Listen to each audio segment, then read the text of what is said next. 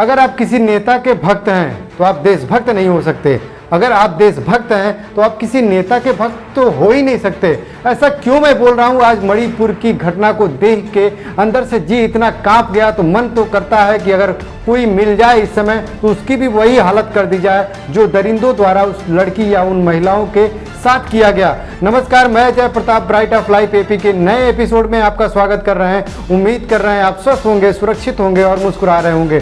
Channel पे नए हैं तो चैनल को सब्सक्राइब कर लीजिएगा, लाइक कर दीजिएगा इस वीडियो को, अगर पसंद आता है तो शेयर भी कर दीजिएगा उन दरिंदों के पास जो इस हैवानियत को भी इस तरह से बचाव कर रहे हैं जैसे लगता है कि उनके लिए ये कोई खेल खेला गया है। लेकिन इनको ये नहीं पता कि सत्ता तो सब कुछ हो ही नहीं सकती। कभी तो सत्ता आती है, कभी तो सत्ता जाती है। लेकिन इन लोगों ने ऐसी प्रक्रिया एक शुरू कर दी है कि यहाँ के लोग, हमारे देश के लोग अपने जमीर तक को एक नेता के लिए गिरवी रख चुके हैं।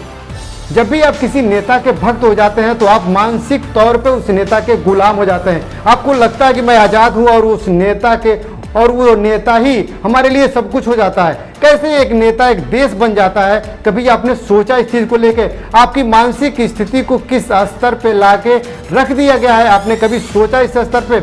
आज मैं कुछ दिनों से डिबेट या कोई भी वीडियो देख रहा हूँ किसी भी नेता या किसी पार्टी का भी, तो जो भी सरकार के समर्थक हैं वो इस केस को अपने अपने तौर पे उसको व्यवस्थित तरीके से बचाने का प्रयास कर रहे हैं। सोचिए, जब मैं किसी डिबेट को इस समय सुन रहा हूँ किसी टीवी, पहली बात तो मैं टीवी देखता नहीं हूँ, लेकिन जब भी यूट्यूब पे इस तरह का वीडियो देखता हूँ तो जितनी भी फ्रंट लाइन मीडिया है वो नॉर्मली ऐसे बिहेव कर रही है कि अगर मणिपुर की घटना हुई है तो राजस्थान का भी दिखा रहे हैं, राजस्थान का दिखा रहे हैं तो छत्तीसगढ़ का भी दिखा रहे हैं, छत्तीसगढ़ का भी दिखा रहे हैं तो बंगाल का भी दिखा रहे हैं। अच्छी बात है, दिखाना चाहिए। लेकिन जब वो कांड हुआ था तब तुम लोग कहाँ थे? तब तुम उन्होंने दिखाया क्यों नहीं? आज ये घटना जब हद से ज्यादा हो गई है, परिस्थितियां जब हाथ से निकल गई हैं, ऐसी बृहद घटना शायद आज के इतिहास में, भारतीय इतिहास में कभी हुआ नहीं था। कुछ समय पहले तक ये घटना हुई थी निर्भया कांड, उस समय भी किसी भी नेता ने किसी भी चीज का बचाव नहीं किया था। लेकिन इस समय जो भी नेतागण हैं वो दिखा रहे हैं कि बंगाल में ऐसी घटना हुई थी, राजस्थान में ऐसी घटना हुई थी, छत्तीसगढ़ में ऐसी घटना हुई थी। तो क्या आप उस घटना को एक दूसरे से कंपेयर करके इस घटना को कमतर करने की कोशिश कर रहे हैं? और हम लोग जब एक पार्टी के समर्थक हो जाते हैं तो अपनी पार्टी या अपनी नेता को बचाने के लिए ऐसे ऐसे तर्क से लेकर कुतर्क देते हैं कि समझ में नहीं आता कि आप हैं किधर से। क्या आपने सोचना बिल्कुल बंद कर दिया है कि आप जिस घटना को लेके इतनी ज्यादा उद्वेलित हैं वो घटना कैसे हो गई है? मणिपुर का मुख्यमंत्री बोलता है कि ये केस पहला नहीं है, इसके पहले 100 से ज्यादा केस हो चुके हैं। यानी कि उस मुख्यमंत्री को सब कुछ पता था, पता था, फिर भी तुमने एक्शन क्यों नहीं लिया? और सबसे बड़ी चीज, जब से ये घटनाएं हो रही हैं तुमने किया क्या? क्या घटनाएं जानबूझ के की जा रही हैं? क्या घटनाओं को जानबूझ के बढ़ने दिया जा रहा है? क्या मणिपुर को जानबूझ के जलाया जा रहा है? 72 दिन से ज्यादा हो गया, लेकिन हमारे देश के प्रधानमंत्री तक इन्होंने कुछ बोला ही नहीं। अब बोला भी तो ऐसा बोला कि छत्तीसगढ़ भी देखो, राजस्थान भी देखो।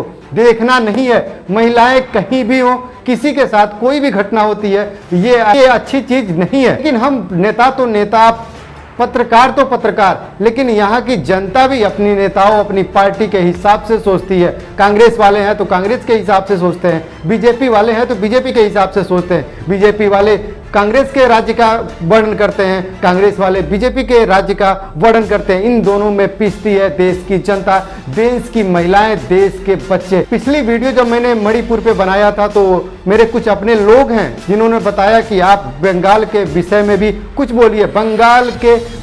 बंगाल पे भी एक वीडियो आपसे अपेक्षित है। मैंने बोला था कि उनको कोशिश करूंगा मैं बनाने के लिए, लेकिन जब मैंने डिबेट देखा, जब मैंने लोगों का रुझान देखा, ये लोग मणिपुर को किसी तरह से दबाने की कोशिश कर रहे हैं। क्या आपने कभी सोचा है कि मणिपुर की जो घटना हुई है उस महिला के साथ क्या बीता होगा?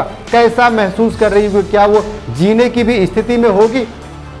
आप उसको गलत कह रहे हैं, लेकिन आज तक उस मुख्यमंत्री ने न इस्तीफा दिया और ना ही उसने अपनी गलती को कभी एक्सेप्ट किया। आप पिछले कुछ सालों से एक ऐसी परंपरा का शुरुआत हो चुका है जो शायद ये घटनाएं और भी बढ़ने का कारण बनती जा रही हैं। आपने देखा कुलदीप सिंह सेंगर को कुछ नहीं हुआ, उस पर आरोप लगाने वाली लड़की का पूरा परिवार ही खत्म कर दिया गया। स्वामी चिन्मयानंद पे आरोप लगाने वाली लड़की का पूरा परिवार ही तहस नहस कर दिया गया। बृजभूषण सिंह पर आरोप लगाने वाले खिलाड़ियों तक को बदनाम करने की कोशिश की गई।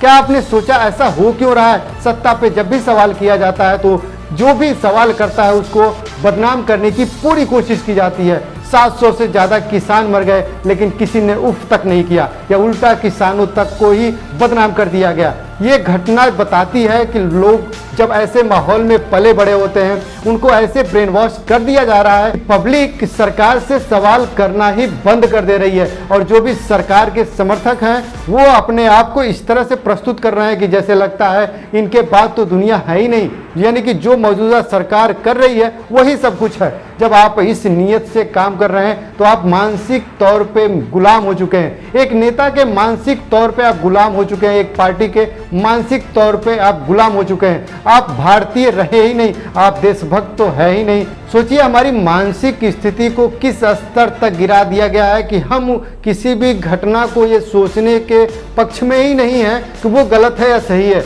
हम क्या सोच रहे हैं कि हमारी पार्टी क्या सोच रही है, हमारा नेता क्या सोच रहा है। यानी कि हम मानसिक तौर पे उस नेता के ऐसे गुलाम हो चुके हैं कि वो जो कहेगा वही सही है।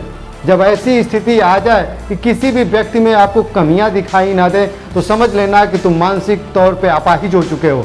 उम्मीद कर रहे हैं आपको वीडियो पसंद आया होगा। वीडियो पसंद आया हो तो वीडियो को लाइक, शेयर और कमेंट करना ना भूलिएगा। अपना बहुत ख्याल रखिएगा, अपने परिवार का बहुत ख्याल रखिएगा। उम्मीद कर रहे हैं कि आप पार्टी और नेता से ऊपर ही सोचेंगे, देश के विषय में सोचेंगे, देश की महिलाओं के विषय में सोचेंगे। मिलते हैं अगले वीडियो में, तब तक के लिए आप अपना बहुत ख्याल रखिएगा।